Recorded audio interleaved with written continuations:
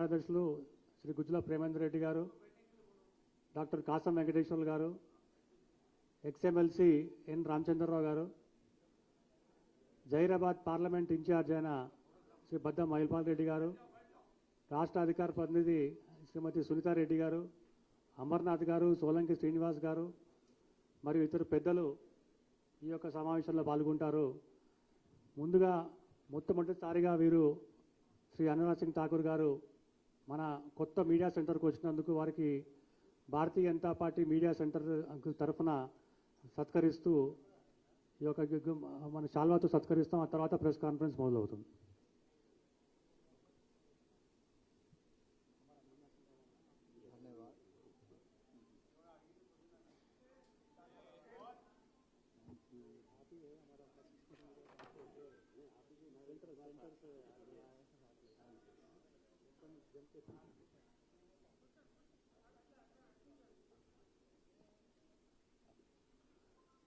శ్రీ అనురాగ్ సింగ్ ఠాకూర్ గారిని మాట్లాడాల్సిందిగా కోరుతున్నాం.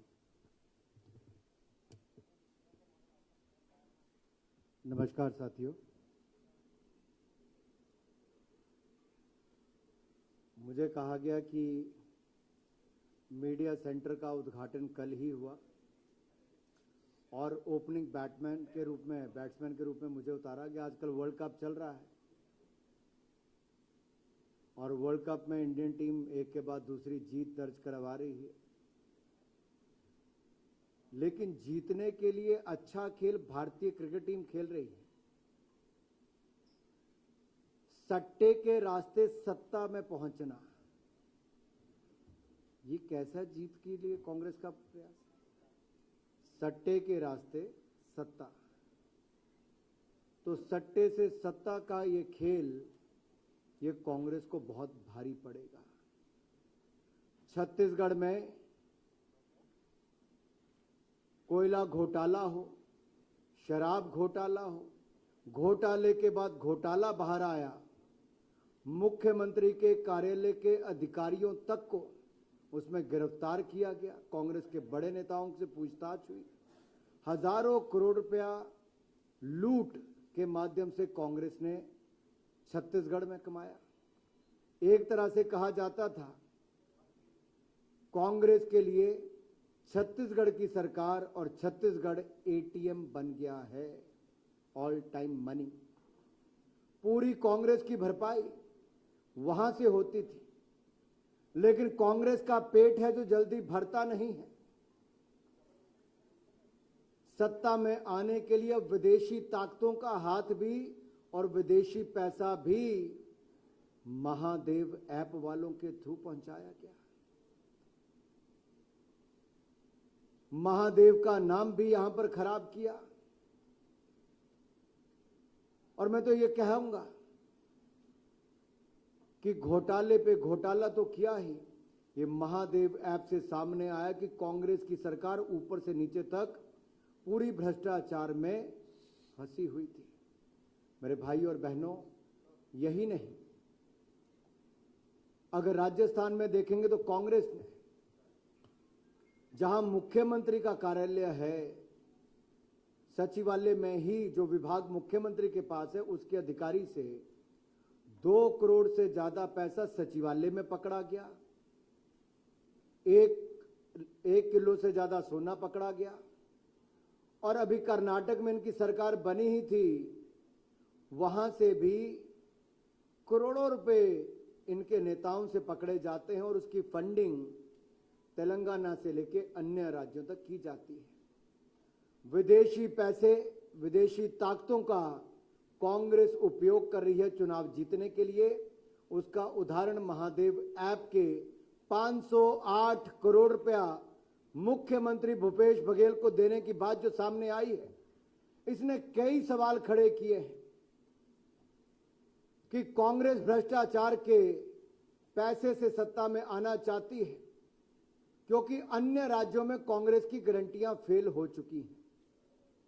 मैं हिमाचल प्रदेश की बात आपके सामने करूं तो मैं कुछ आंकड़े आपके सामने लेकर आया हूं और आपको जानकर भी हैरानी होगी कि क्या क्या कांग्रेस ने किया है. आप देखिए, झूठी कांग्रेस, झूठी गारंटियां। अब कांग्रेस ने, अगर आप देखोगे क्या क्या गारंटियां दी थी, इसका एक मैं आपके सामने है। पहली थी जैसे चुनावी पेंशन, पुरानी पेंशन बहाल होगी, नहीं किया। युवाओं के लिए 5 लाख रोजगार देंगे, नहीं दिए। फिर महिलाओं को कहा था हर महीने 1500 रुपए देंगे, लाखों बहनाएं अभी तक इंतजार कर रही, नहीं दिया। 300 यूनिट बिजली मुफ्त में देंगे, नहीं दी। उल्टा बिजली के बिल ज्यादा आ रहे हैं हिमाचल प्रदेश में। बागबान तय करेंगे कि फलों की कीमत क्या होगी, बागबानों ने फल पानी में बहा दिए, ऐसी हालत हिमाचल प्रदेश में हो गई। युवाओं के लिए 680 करोड़ का स्टार्टअप फंड नहीं किया। मोबाइल क्लिनिक तो क्या देने थे, जो थे वो भी बंद कर दिए। और पशुपालकों से कहा था कि 100 रुपए लीटर दूध खरीदेंगे, खरीद नहीं की। और ये कहा था 2 रुपए किलो गोबर खरीदेंगे, वो भी नहीं खरीदा। क्या ये बहनों से जो वायदा किया था कांग्रेस ने हिमाचल में 1500 रुपए महीने देना, वो नहीं दिया। ये वायदा किया था कि क्या देंगे, जगह जगह जाकर 67,000 पद भरेंगे, नहीं भरे। मैं हिमाचल की बात इसलिए कर रहा हूं कि कांग्रेस यहां पर आकर बड़े बड़े वायदे कर रही है।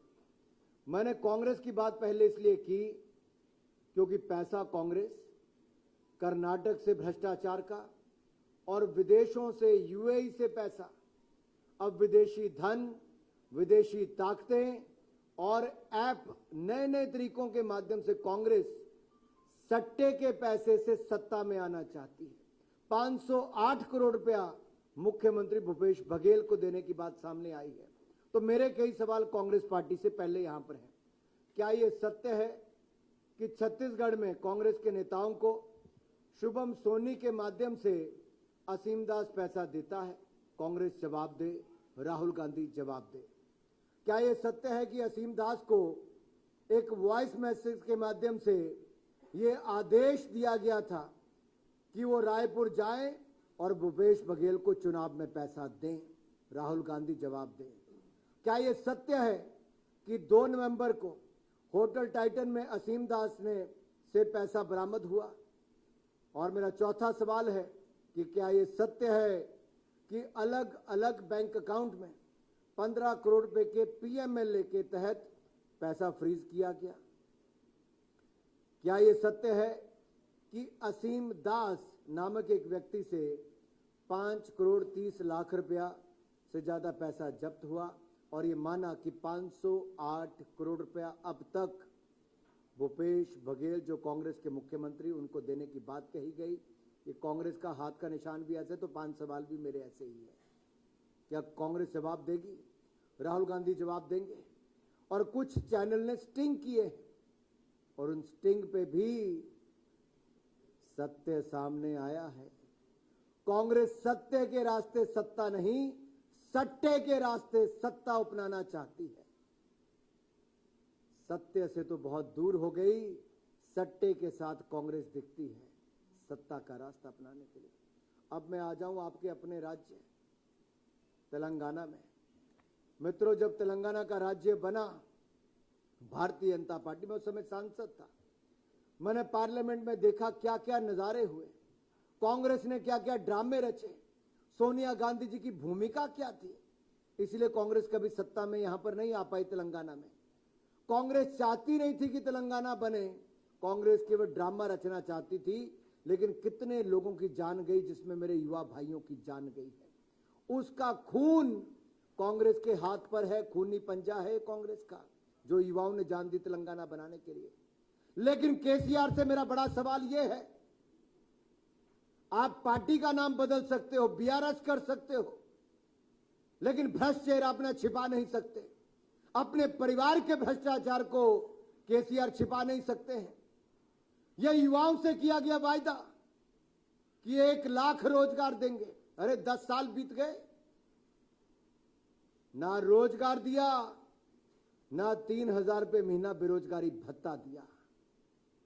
कमेटी आपने बनाई, कमेटी ने रिपोर्ट दी, फिर आपने कहा 80,000 रोजगार देंगे, कहां गए? केसीआर को जवाब देना होगा। बेटी और बेटे को बचाने और अपनी भ्रष्टाचार को बचाते बचाते आप यहां तक पहुंच गए। कि जब तेलंगाना में भी आपका पेट नहीं भरा तो अपने परिवार के सदस्य बेटी को दिल्ली भेज दिया शराब घोटाले में, जिनका नाम आता है कविता जी का। वहां के उप मुख्यमंत्री जेल चले गए, सांसद जेल चले गए, इनका नंबर भी आएगा, कोई बचेगा नहीं। जो जो शामिल है उनका एक एक करके नंबर आएगा। और इस घोटाले के किंग पिन केजरीवाल जी को सम्मन जा चुके हैं, नोटिस जा चुका है। और मैं कहना चाहता हूं, कालेश्वरम प्रोजेक्ट, बड़े सपने दिखाए थे केसीआर ने, लाख करोड़ रुपए से ज्यादा का प्रोजेक्ट। आप कल्पना कीजिए, 1 लाख करोड़ से ज्यादा का घोटाला। अरे किसानों ने क्या उम्मीद करके आपको वोट दिया था? सिंचाई से लेके पानी तक के लिए आपको क्या क्या नहीं मिला। लेकिन कालेश्वरम में आज जहां पर किशन रेड्डी जी हमारे गए हैं मेडीगड्डा में, वहां पे क्या हुआ? जमीन धंसनी शुरू हो गई, बांध धंसना शुरू हो गया। क्या पैसे की इतनी भूख थी केसीआर को, इनके अधिकारियों को, इनके नेताओं को, कि किसानों के लिए बनने वाला ये बांध, देश प्रदेश के लाखों परिवारों के लिए बांध, उसमें भी हजारों करोड़ रुपए की लूट हो गई। क्या केसीआर चुप रहेंगे कि जवाब देंगे? और नेशनल डैम सेफ्टी अथॉरिटी ने भी अपनी रिपोर्ट दे दी है और चौंकाने वाले शॉकिंग फैक्ट्स उसके माध्यम से बाहर आए, and that reveals a lot of things, that the world's biggest engineering blunder happened in the Kaleshwaram project at Medigada. Annaram, Kannepalli, आपको सारे नाम ये कोई बांध से नहीं, घोटाले के नाम से याद आएंगे। और एक घोटाले का किंग पिन कौन है, मुझे नाम लेने की आवश्यकता नहीं। ये वो व्यक्ति है जो अपने फार्म हाउस में रहता है और तेलंगाना की सरकार चलाकर लूट करता है। ये दो पार्टियां ऐसी हैं, कांग्रेस और बीआरएस, जो लूट की खुली छूट, जिनके सत्ता में आकर केवल लूट लूट और लूट की जाती है। तेलंगाना में, Telangana state public service commission में जो पेपर लीक होता है, 3 लाख युवाओं के साथ छल किया जाता है, धोखा किया जाता है, और ये लीक के माध्यम से करोड़ों रुपए कौन कमाता है, इसका जवाब केसीआर को देना ही होगा, प्रदेश के युवाओं को। राजस्थान में 19 पेपर लीक हुए, राजस्थान में 19 पेपर लीक हुए। वहां के 30 लाख नौजवान पूछते हैं क्या हुआ। वहां पर स्पष्ट, मैं आपके सामने, आप सोचते होंगे अनुराग ठाकुर क्या कहने आया, मैं बताना चाहता हूं। मैं छत्तीसगढ़ गया तो वहां पर कांग्रेस के नेताओं के परिवार के, एक एक परिवार के 3-3 व्यक्तियों की नौकरी लग गई।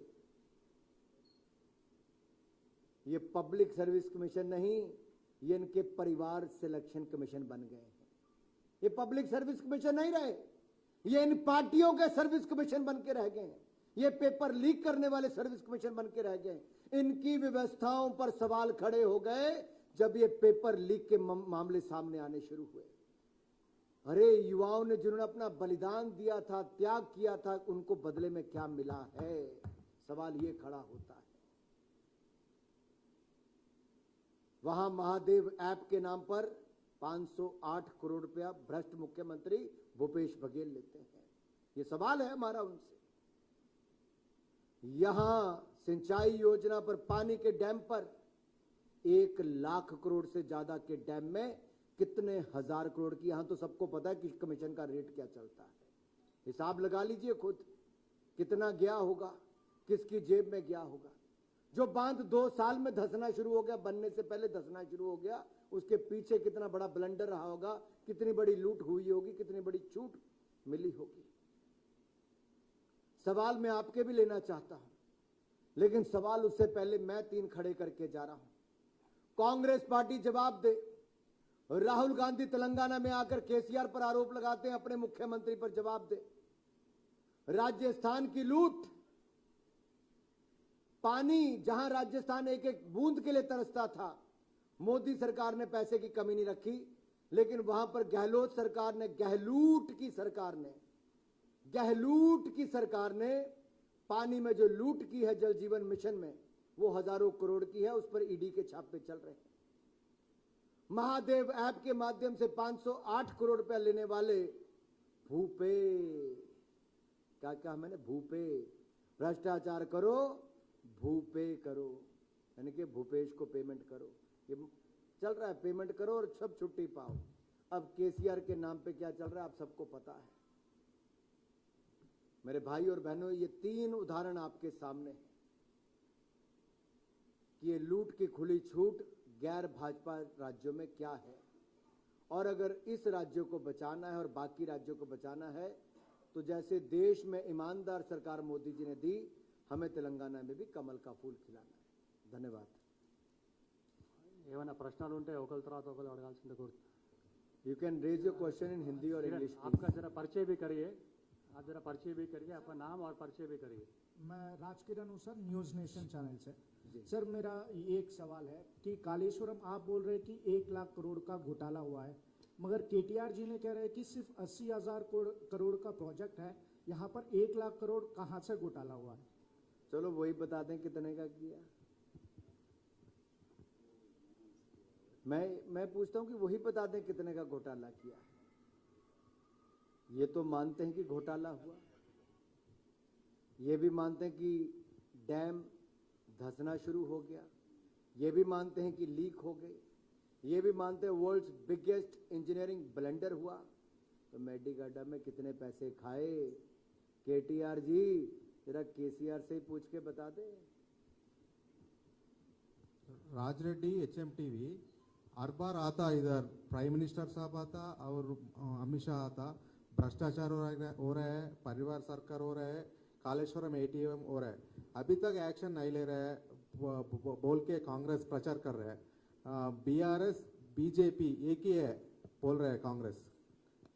हमारा BRS से कोई दूर दूर का नाता भी नहीं। मैं खुल के कहता हूं, ठोक बजाकर कहता हूं, कविता जी का नाम दिल्ली के शराब घोटाले में है और जांच एजेंसियां जांच कर रही हैं।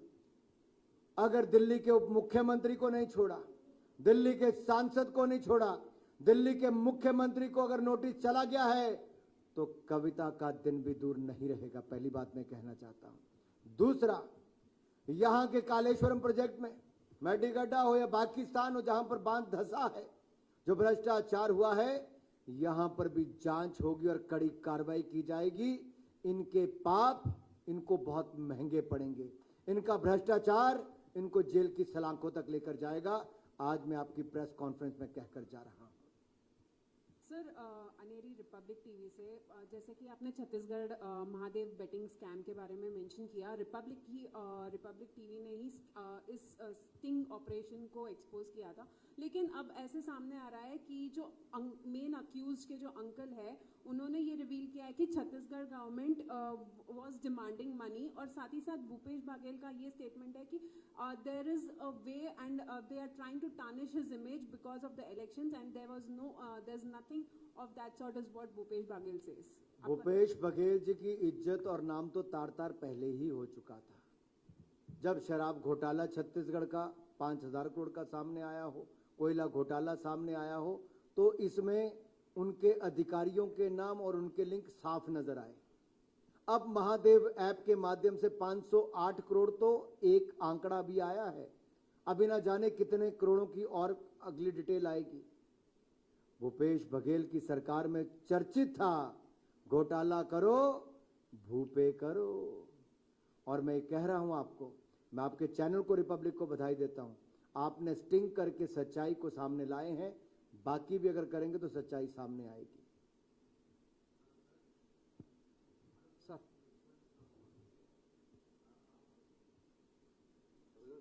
Hello?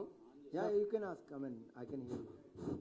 Sir, here. This Medigada barrage incident is just one component of the entire Kaleshwaram project.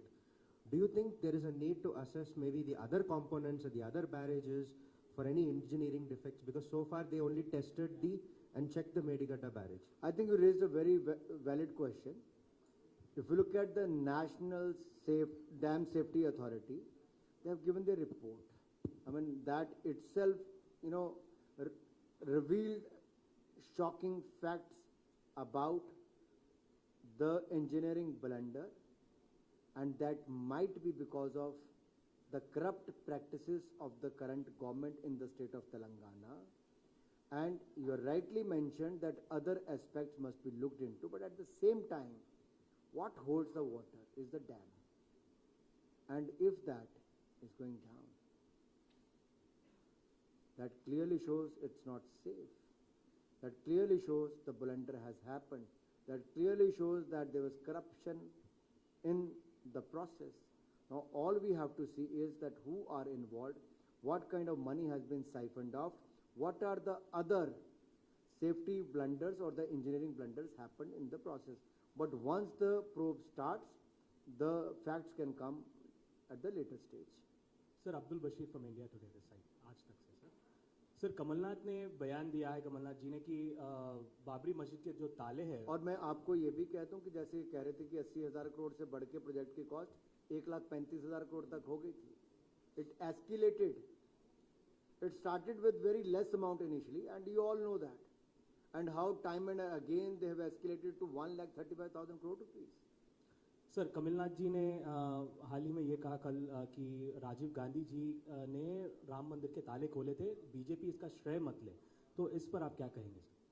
मैं इतना ही कहूंगा, राम भक्तों पर गोली चलाने वाले, राम भक्तों को कोसने वाले, राम भक्तों से सवाल खड़ा करने वाले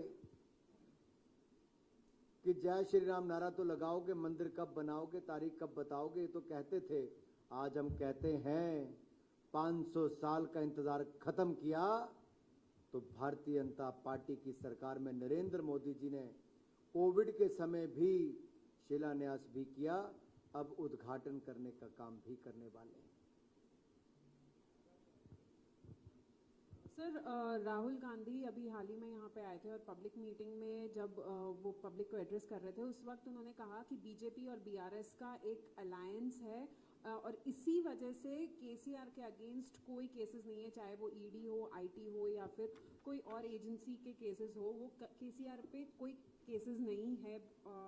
ये आरोप मैं आपके सामने कालेश्वरम प्रोजेक्ट से लेकर दिल्ली के शराब घोटाले तक सारे आरोप भी लगा रहा हूं, और ये भी कह रहा हूं कि जांच एजेंसियां उन पे भी गति से काम करें और वो भी सच सामने आए और भ्रष्ट लोगों के खिलाफ कार्रवाई हो.